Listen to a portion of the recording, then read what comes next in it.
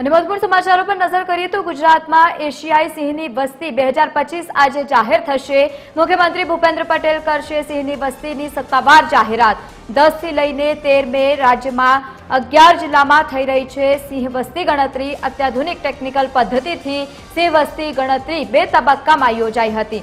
વર્ષ 2025માં સિંહની વસ્તી 900 ને પાર થવાની પણ સંભાવના છે।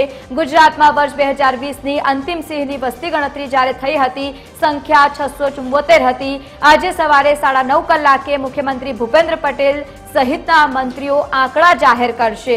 વન મંત્રી મુળુભાઈ બેરા અને સાથે જ રાજ્ય વન મંત્રી મુકેશ પટેલ યોજશે પત્રકાર પરિષદ। મહત્વનું છે કે સિંહ વસ્તી વૃદ્ધિ અને સાથે જ સંરક્ષણ અંગે પણ માહિતી આપશે।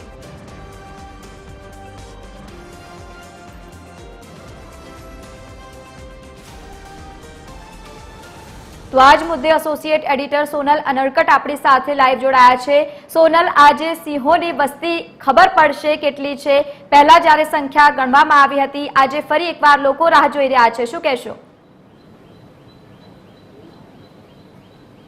જી લવલીન, એશિયાઈ સિંહો જે વિશ્વભરમાં પ્રખ્યાત છે તે એશિયાટિક સિંહોની જે વસ્તી ગણતરી છે તે પૂર્ણ કરી દેવામાં આવી છે।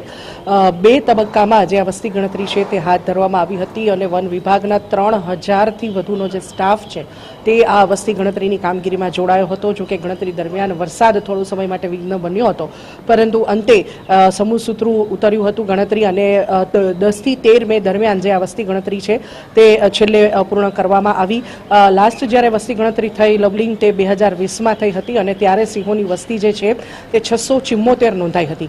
હવે જ્યારે આજે વસ્તી ગણતરી પૂર્ણ થઈ છે અને નવો આંકડો જાહેર થવાની જે સંભાવના સામે આવી રહી છે તે અંતર્ગત જો જોવા જઈએ તો અગાઉ જ્યારે વસ્તી ગણતરી થઈ ત્યારે 674ની જે સંખ્યા છે તે આ વખતે વધી અને 30% સિંહોની વસ્તીમાં વધારો નોંધાવાની જે સંભાવના છે તે હાલના તબક્કે જોવાઈ રહી છે।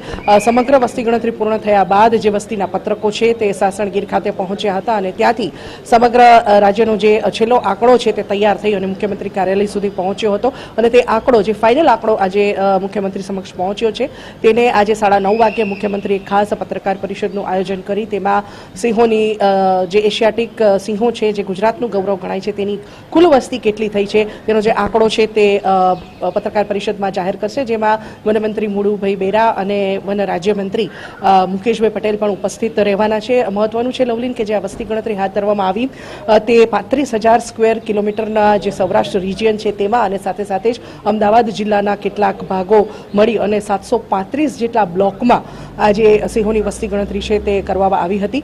આખરે 2 તબક્કામાં આ વસ્તી પૂર્ણ થઈ છે, ગણતરી પૂર્ણ થઈ છે અને આજે મુખ્યમંત્રી જે નવો આંકડો છે તે જાહેર કરશે। એક સંભાવના એવી જોવાઈ રહી છે કે 30%નો વધારો એટલે લગભગ 900 જેટલી જે સિંહોની સંખ્યા છે તે આવી શકે છે તેવો એક અંદાજ હાલમાં માનવામાં આવી રહ્યો છે।